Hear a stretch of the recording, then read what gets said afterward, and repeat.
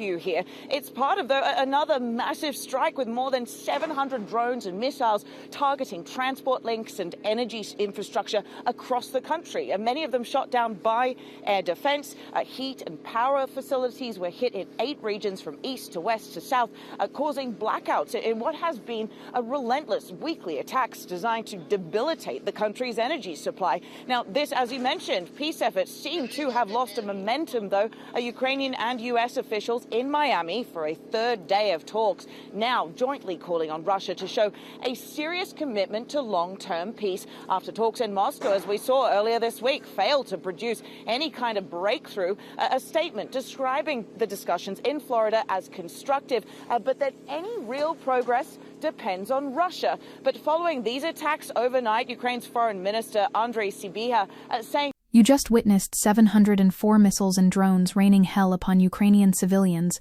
and you heard them tell you with their own mouths that Russia unleashes this carnage while simultaneously pretending to engage in peace talks. And the first thing I need you to understand is that this fuck is not a breakdown of diplomacy. This is the point. This is the entire architecture of fascist imperialism revealing its grotesque operating system, because Russia used 653 drones and 51 missiles in the wide-reaching attack, and Kyiv and its Western allies say Russia is trying to cripple the Ukrainian power grid and deny civilians access to heat, light, and running water for a 4th consecutive winter, in what Ukrainian officials call weaponizing the cold. And if you think this is merely about territorial conquest, then you have not been paying attention to how 21st century authoritarianism operates, because this is about the deliberate infliction of suffering as a form of psychological warfare. This is about making an entire population so cold and so dark and so desperate that they beg their government to surrender. And what does it tell us about the moral bankruptcy of our current geopolitical moment? That the latest round of attacks came as U.S. President Donald Trump's advisors and Ukrainian officials said they'll meet for a third day of talks on Saturday, after making progress on finding agreement on a security framework for post-war Ukraine, with both sides also offering the sober assessment that any real progress toward any agreement ultimately will depend on Russia's readiness to show serious commitment to long-term peace, which is diplomatic speak for Russia, gives not a single solitary damn about peace. And you need to grasp the scale of what we are witnessing, because Russia's evolving aerial campaign has normalized massed drone and missile salvos, now exceeding 700 munitions per strike and occurring days apart, marking a deliberate strategy to overwhelm Ukraine through volume, persistence, and psychological pressure. And when I say normalized, I mean that we have become so accustomed to these mass casualty events that 700 weapons launched at civilian infrastructure barely registers as shocking anymore, and that normalization is itself a victory for Putin's regime, because it means we have accepted industrial-scale terrorism as just another feature of the modern news cycle. Russian strikes have caused catastrophic damage to Ukraine's energy infrastructure, destroying almost 70% of the country's generation capacity, and let that number sink into your consciousness for a moment, because 70% is not collateral damage, 70% is not military targeting, 70% is a systematic campaign to make modern life impossible. Russia attacked Ukraine's domestic gas production for the first time in 2025, destroying around 60% of domestic production, which means Putin looked at the approach of winter and decided that the most effective weapon was not tanks or troops, but hypothermia and darkness. The sheer audacity of conducting a large-scale missile and drone attack on Ukrainian infrastructure and power plants, after senior Ukrainian and U.S. negotiators jointly said after ongoing negotiations in Florida that real progress depends on Moscow's desire to end the war, should tell you everything you need to know about how Russia views these peace negotiations, because they view them as theater. They view them as a mechanism to buy time while they complete their campaign of civilizational erasure. Ukrainian Foreign Minister Andriy Sybiha said in a post to X, Russia continues to disregard any peace efforts and instead strikes critical civilian infrastructure, including our energy system and railways, which is not rhetoric, which is not hyperbole, which is the plain description of events that you just watched with your own eyes.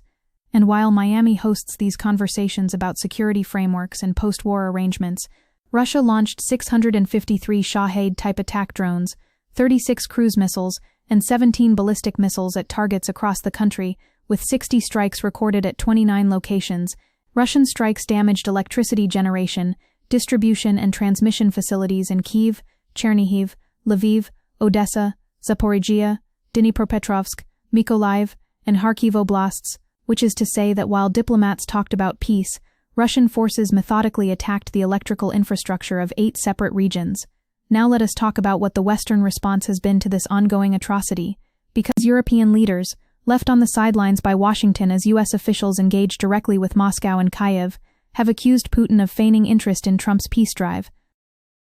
And they are correct in that accusation.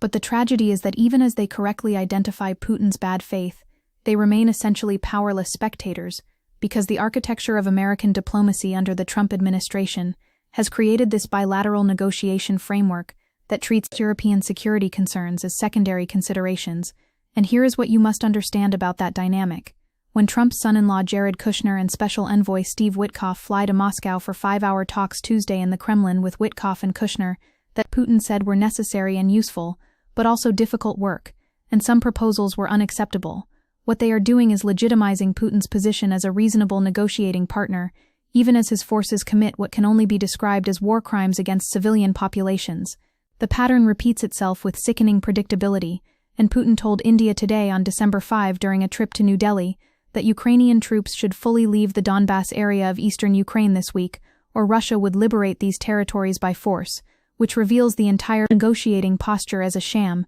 because Putin is simultaneously sitting down with American envoys to discuss peace terms, while publicly declaring that Ukraine must surrender its territory or face military annihilation, and the cognitive dissonance required to treat this as good faith diplomacy is staggering. And what does the American diplomatic apparatus do in response to this transparent duplicity? They issue statements about constructive dialogue and security frameworks, as if words on paper might somehow prevent the next wave of missiles from being launched at Ukrainian grandmothers trying to stay warm in their apartments. Let us examine the human cost with the clarity it demands, because there have been 53,000 fixed civilian casualties, including 14,534 deaths, since the full-scale invasion of Ukraine by Russia in 2022, with frontline communities remaining the most at risk, largely because of long-range missile and drone strikes, accounting for 65% of deaths and injuries. And those are not statistics, those are human beings with names and families and futures that were incinerated by Russian ordnance. June saw the highest monthly civilian casualties in 3 years, with 232 people killed and 1,343 injured, with 6,754 civilians killed or injured in the first half of 2025, a sharp 54% rise from the corresponding period in 2024, overall seeing a 17% increase in civilian deaths and a 64% rise in injuries, which means that as diplomatic efforts supposedly intensify, the killing is actually accelerating, the weapons are getting more sophisticated, and the targeting is getting more deliberate, and Russian authorities have subjected Ukrainian POWs to widespread and systematic torture and ill treatment, with a range of factors indicating that supervisors in the detention facilities were aware of this treatment and had the ability to prevent it, which under any reasonable interpretation of international law constitutes crimes against humanity. The energy infrastructure attacks represent a particularly insidious form of warfare because a massive Russian attack across Ukraine reportedly targeted critical energy infrastructure in civilian areas with 705 munitions reportedly deployed, the barrage among the largest since Russia's full-scale invasion began in 2022, and if people in frontline cities like Zaporizhia, Kharkiv, or Dnipro, in high-rise apartment buildings are stuck without electricity or safe water for days on end during a harsh winter, then there is no way that with the available resources we would be able to respond to a major crisis within a crisis, according to UN humanitarian officials, which means that Russia is deliberately engineering humanitarian catastrophes that will overwhelm international relief capacity, and the silence from Western capitals about this strategy of engineered mass suffering is deafening. We talk about security guarantees and territorial integrity, but we fail to name what is happening as industrial-scale terrorism designed to make civilian life physically impossible, and here is where the Miami peace talks reveal their fundamental inadequacy as a response mechanism, because both parties agreed that real progress toward any agreement depends on Russia's readiness to show serious commitment to long-term peace, including steps toward de-escalation and cessation of killings, and both parties agreed that real progress toward any agreement depends on Russia's readiness to show serious commitment to long-term peace, including steps toward de-escalation and cessation of killings,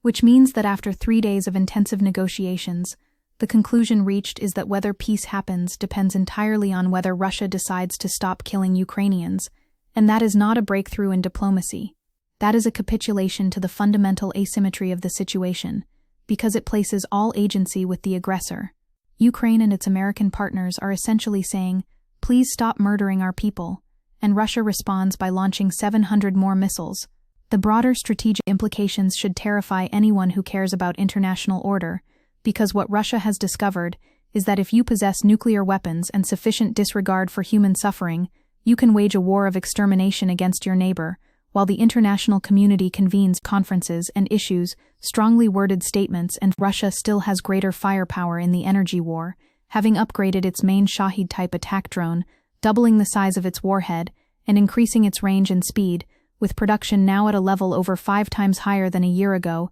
and set to more than double, which means that while diplomats talk, Russian weapons manufacturers work, and the material capacity to inflict suffering grows exponentially. In June 2024, around 330 drones of this type were launched against targets in Ukraine, while a year later, the figure was over 400, which represents a 16-fold increase in the deployment of these weapons, and if that trajectory continues, then no amount of diplomatic engagement will matter, because Ukraine's infrastructure will simply cease to exist as a functional entity. The Trump administration's approach deserves particular scrutiny, because speaking to Russian journalist Pavel Zarubin on Friday, Ushakov praised Kushner as potentially playing an important role in ending Russia's invasion of Ukraine, stating, "If any plan leading to a settlement is put on paper, it will be the pen of Mr. Kushner that will lead the way." And when senior Russian officials are publicly flattering Trump's son-in-law, you should understand that they see him as manipulable. They see the entire American diplomatic effort as something that can be shaped to Russian advantage through personal relationships and ego management, and the fundamental question that should haunt every American is whether our national security apparatus has been reduced to the vanity projects of presidential relatives. The recent flurry of diplomacy around ending the war was sparked when a U.S. 28-point peace plan was leaked to the media in November, with that original proposal appearing to heavily favor Russia, although it has since undergone several changes to take Kiev's concerns more into account, which is diplomatic speak for the initial American position, was so favorable to Russian interests that even within the deeply compromised discourse of Trump-era foreign policy, it had to be walked back. And as we discuss these diplomatic machinations, the attack was quite severe for Ukraine's power system, according to Vitaly Zaychenko, head of Ukraine's state grid operator Ukrenergo, with strikes hitting Ukrenergo's substations and generation facilities, and disconnecting one of the 2 power lines supplying the Zaporizhzhia nuclear power plant, with other nuclear power plants now operating below their full capacity for safety reasons, which means that Russia is attacking infrastructure so critical that its damage forces nuclear facilities to reduce operations, and the potential for a nuclear incident triggered by Russian missiles should concentrate minds wonderfully about what is actually at stake here. Ukraine's Zaporizhzhia nuclear power plant also temporarily lost all off-site power during the Russian strikes, with IAEA Director General Rafael Grossi reiterating his call for military restraint to avoid a nuclear accident, and we should be clear about what avoiding a nuclear accident means in this context. It means please stop bombing the area around nuclear reactors, which is apparently now something that requires international diplomatic pressure to achieve. The historical parallels are inescapable for anyone with even a passing familiarity with 20th century fascism, because what Putin has engineered is a campaign of collective punishment designed to break the will of an entire population through the infliction of calculated misery, and the Russian military and authorities have committed war crimes such as deliberate attacks against civilian targets, including on hospitals, medical facilities, and on the energy grid, indiscriminate attacks on densely populated areas, the abduction, torture, and murder of civilians, forced deportations, sexual violence, destruction of cultural heritage, and the killing and torture of Ukrainian prisoners of war, which is not rhetorical excess, but the documented conclusion of international monitoring organizations. When Amnesty International reported that 2024 had seen a significant increase in civilian casualties, particularly highlighting attacks, including war crimes, resulting in children killed and injured in Russian airstrike, they are telling you that the targeting is getting worse, not better, that diplomatic engagement has not moderated Russian behavior, but has potentially emboldened it, because Putin has learned that he can commit atrocities while participating in peace talks without facing meaningful consequences. The complicity of the international system in this ongoing catastrophe will be studied by historians as a case study in how liberal democratic institutions failed to respond to authoritarian aggression, because we have created an architecture of response that privileges dialogue over action, that treats multilateral consensus as more important than the protection of human life. And nearly 4 years into the war, Ukraine is facing intensified attacks on energy infrastructure with renewed strikes on the power grid in October and November, causing further blackouts nationwide, with 3 large-scale attacks targeting Ukraine's energy infrastructure in the last month, leading to emergency power outages across much of the country, which means that as the war drags on, Russia is not exhausting its capacity for violence, but is actually intensifying its campaigns of infrastructural destruction. The supplies that Ukraine needs to defend itself are measured in air defense systems and interceptor missiles, while renewed Russian strikes on the energy system this fall are worse than ever, and after nearly 4 years of attacks, spare parts in Europe are scarce, with reserves of compatible equipment potentially running out within a year, threatening Ukraine's ability to make repairs after each attack. While manufacturing new parts is slow, air defense ammunition is running low, and financial resources are wearing thin, which describes a war of attrition that Russia is positioned to win, not through military superiority, but through the simple mathematics of destruction versus repair capacity. And here is what should make your blood run cold about the current diplomatic trajectory, because as the Ukrainians have managed to secure edits to the original 28-point U.S. plan, the Kremlin has cast doubt on its willingness to accept the terms, with Putin also doubling down on his territorial demands, saying Thursday that Russia will either take all the land it claims peacefully or through force, which reveals the entire negotiating dynamic as a ratchet that only moves in one direction, where Ukrainian concessions are pocketed as starting positions for further demands, while Russian commitments are treated as provisional and subject to revision based on military circumstances. This is not negotiation. This is surrender on the installment plan. And the fact that American diplomats are participating in this charade, while describing it as progress, is an indictment of how thoroughly we have abandoned any pretense of standing for international law or the protection of civilian populations. The energy dimension of this conflict deserves particular attention because Russia has intensified attacks on Ukrainian energy infrastructure, launching 9 massed attacks since early October. Russia turned its firepower on Ukraine's gas production facilities, destroying around 60% of its capacity in a single set of strikes in early October, which means that Russia successfully eliminated the majority of Ukraine's domestic gas production in one coordinated strike, and if that does not qualify as a strategy of making modern civilization impossible, then the term has no meaning. As a result of Russia's continuous attacks, Ukraine faced a power deficit of up to around 2 to 3 GW during the last heating season in the peak demand hours, with the main way of dealing with this situation being through imports from the EU, limited for technical reasons, and load shedding, planned power cuts for industrial and individual consumers, occurring mainly during the winter season, and sometimes resulting in power outages lasting several to more than a dozen hours a day. And imagine for a moment what your daily life would look like with rolling blackouts lasting more than 12 hours during winter, and then understand that this is the reality for millions of Ukrainians, and the international response has been to convene another round of talks. The question of Western military assistance becomes central to any honest assessment of the situation, because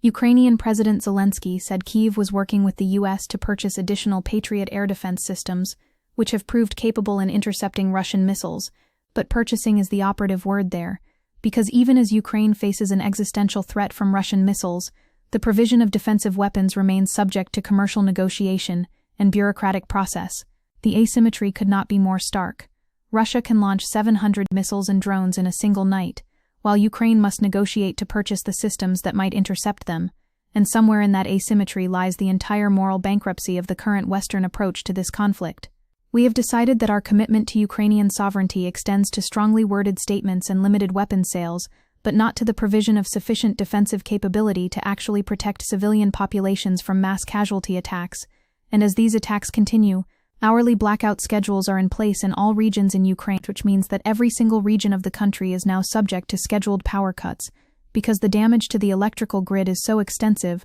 that there is simply insufficient generating capacity to provide continuous power, and this is happening in December as winter intensifies and children spend many nights not tucked in bed, but sheltering in corridors, basements, and bathrooms, covering their ears from the sounds of sirens and explosions, with these experiences bringing lasting scars. And if the image of children sleeping in bathrooms to avoid missile strikes does not mobilize us to fundamentally rethink our approach to this conflict, then we have lost something essential in our capacity for moral response. The normalization of atrocity is perhaps Putin's greatest victory because he has successfully made us numb to the industrial-scale infliction of suffering on civilian populations. The talks in Miami represent not a pathway to peace but a mechanism for managing Western public opinion while Russian forces continue their campaign of systematic destruction because the latest barrage follows 2 days of talks that were called constructive discussions by U.S. and Ukrainian officials amid a renewed U.S. push to reach a peace deal to end the nearly 4-year war.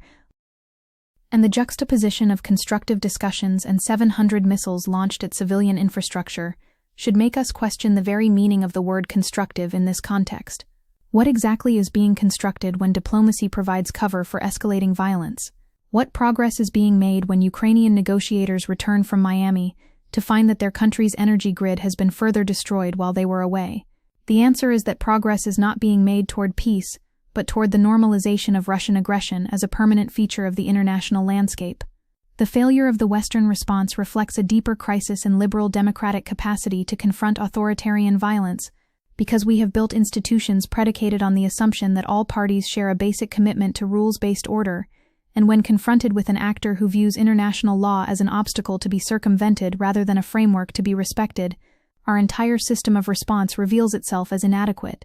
Since the start of the Russian Federation's full-scale invasion of Ukraine in February 2022, 11,973 civilians, including 622 children, have been killed, according to the Office of the High Commissioner for Human Rights, and those numbers represent the documented verified casualties, which means the actual toll is certainly higher. And what have we done in response to 12,000 civilian deaths? We have imposed sanctions that Russia has learned to evade. We have provided military assistance that remains insufficient to fundamentally alter the military balance, and we have convened diplomatic negotiations that Russia treats as opportunities to buy time for further attacks. The Miami talks will accomplish nothing substantive because Ukraine and its allies in Europe have called into question the Kremlin's commitment to ending the war, with the recent U.S. statement appearing to shift emphasis to Russia's willingness to compromise, while major points of contention remain between the two sides, including about providing security guarantees for Ukraine in the event of a peace deal and territorial concessions, with Russia currently controlling about 1/5 of Ukraine's territory. And when you are negotiating over whether the aggressor gets to keep 1/5 of the victim's territory, you have already conceded the moral and strategic framework to the aggressor. The conversation should not be about how much of Ukraine Russia gets to keep, but about how to compel complete Russian withdrawal and hold Russian leadership accountable for war crimes, but we are so far from that conversation that it seems almost quaint to even raise it as a possibility. What you witnessed in that clip was not an unfortunate breakdown in ceasefire monitoring or a regrettable escalation in an otherwise manageable conflict. What you witnessed was the deliberate use of overwhelming force against civilian populations, while diplomatic negotiations provided a veneer of international engagement, and if we cannot name that clearly, then we cannot respond to it effectively. Russia is not interested in peace. Russia is interested in victory, and victory in Putin's conception means the complete subordination of Ukrainian sovereignty to Russian diktat, backed by the credible threat of reducing Ukrainian cities to rubble if compliance is not forthcoming. The 700 missiles and drones are not a departure from the diplomatic strategy. They are the diplomatic strategy. They are the message that Putin is sending, which is that no amount of international pressure will cause him to moderate his approach because he has correctly calculated that the West lacks the political will to impose costs sufficient to change his calculus. And so the pattern will repeat itself with sickening regularity. Russian forces will launch massive strikes against civilian infrastructure. International monitors will document war crimes. Diplomats will convene talks and describe them as constructive. Ukrainian officials will plead for air defense systems. Western capitals will provide insufficient assistance while congratulating themselves on their commitment to Ukrainian sovereignty, and Putin will pocket the gains while preparing the next offensive because he understands that time is on his side, as long as he can maintain domestic support and prevent Western military assistance from reaching levels that would fundamentally threaten Russian military capabilities. Ukrainian President Volodymyr Zelensky said that energy facilities were the main targets of the attacks, also noting that a drone strike had burned down the train station in the city of Fastiv. And burn down is not a metaphor. Burn down means that civilian infrastructure that people depend on for basic transportation is now destroyed, and the diplomatic response is to schedule another meeting. The fundamental question that should haunt every conversation about this conflict is what level of destruction, what number of civilian casualties, what degree of infrastructural devastation would finally be sufficient to trigger a Western response commensurate with the threat. Because we have apparently decided that 12,000 dead civilians is not enough, that 70% of the energy grid destroyed is not enough, that 700 missiles in a single night is not enough, and if those numbers are insufficient, then what number would suffice? At what point does the commitment to multilateral consensus and diplomatic process give way to the recognition that we are witnessing an ongoing campaign of civilizational destruction that requires urgent action? The answer appears to be that there is no such point, that we have infinite capacity to absorb and normalize Russian atrocities while maintaining the fiction that we are making progress toward a negotiated settlement. And that is the true horror of what you just witnessed, not merely the 700 missiles and drones, devastating though they are, but the systematic failure of international institutions to name what is happening and respond with the urgency it demands, the substitution of diplomatic theater for meaningful action, the reduction of Ukrainian suffering to a problem to be managed rather than an atrocity to be stopped, and the complicity of supposedly liberal democratic governments in a process that treats authoritarian aggression as a legitimate negotiating position rather than a fundamental violation of the international order that must be reversed at all costs. The fires burning in Ukrainian power stations are not just energy infrastructure being damaged, they are the funeral pyres of the post-Cold War illusion that international law and democratic institutions could constrain authoritarian violence, and until we reckon with that reality and fundamentally transform our approach, the missiles will keep falling, and the diplomats will keep talking, and the gap between the two will continue to widen until it swallows everything we claim to believe about human rights and international order, and the protection of civilian populations from industrial-scale violence.